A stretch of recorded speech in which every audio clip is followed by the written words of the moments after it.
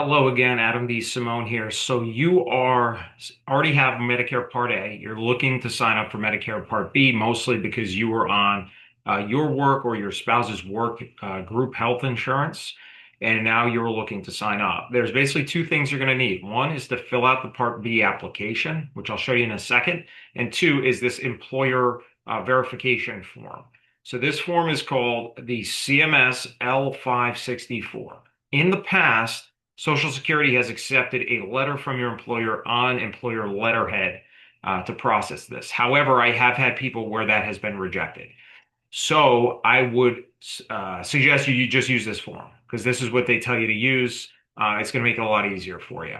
So you're going to send this to your employer, and they are going to fill out essentially that you had health coverage from when you turned 65 until now, then when you're looking to go on Medicare Part B. What that's going to do is that's going to avoid any Part B penalty because if you don't sign up for Part B when you're first eligible and you don't have any other health insurance coverage in addition, you will be penalized. So this will avoid that penalty because obviously if you were continuously covered, you should not be paying that penalty.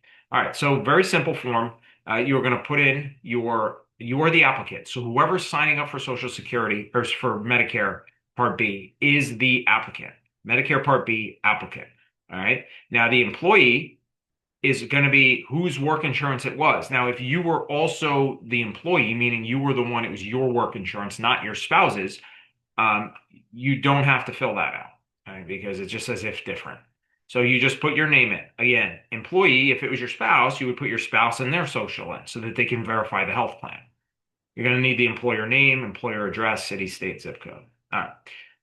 So, is or was the applicant covered under an employer group health plan? Yes, you need to have been to avoid that. That's the whole purpose you're filling out this form. Now, give the date it started. Now, this date has to be before your 65th birthday. If it's not, there is going to be a penalty.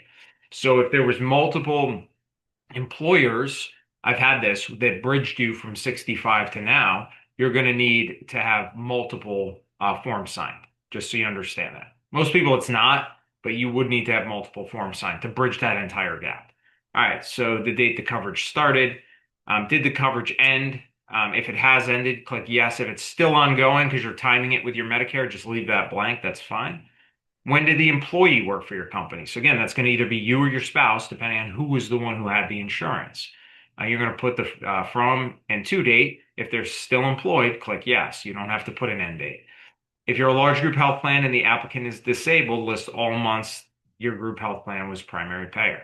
So unless you're disabled, you don't need to fill this out. If you were, then you're going to want to show this to they're going to know what to fill out in your employer. They should know how that works as far as the months, but it's probably going to be the same months that you had with the work coverage to begin with. Hours bank arrangement, most of this doesn't apply, but your employer would know if it does, reserved hours. And then the company official and title signs. That's it. They just need to sign it. You don't even need to sign it. So all you need is them signing it, and then you submit this form in. How do you submit it? Okay, so there's some options down here. You can send it in. What I would suggest is how you're doing the Part B application to begin with is going to be through the online option here, where you go in to the website. There's a special link here. You're just going to go, it's literally ssa.gov-medicare-sign up Part B only. All right, so that's the link. And it's going to take you to this option here, start application. You're going to start the application. All right, and it's just going to ask you for personal information that you already know. You're not going to ask you for anything you don't know because everything was on that form. You need to get that form back and signed before you do this application because you're going to need to attach it. So you get it in a PDF format.